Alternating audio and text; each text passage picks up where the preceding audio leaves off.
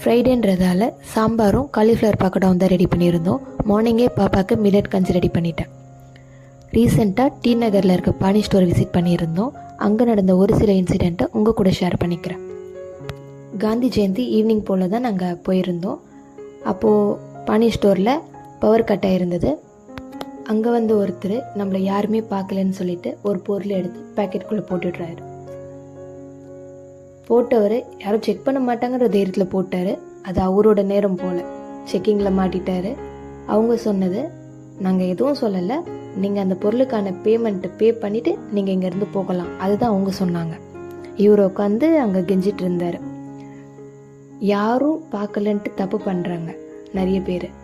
ஆனால் கடவுள் ஒருத்தர் நம்மளை பார்த்துட்டு இருக்காரு அப்படின்றத மறந்துடுறாங்க. அவர் பார்த்துட்டு இருக்காருன்றத புரிஞ்சுட்டா இந்த மாதிரி எந்த பிரச்சனையுமே இருக்காது. நீங்கள் என்ன சொல்கிறீங்க? கமெண்ட்டில் சொல்லுங்கள்.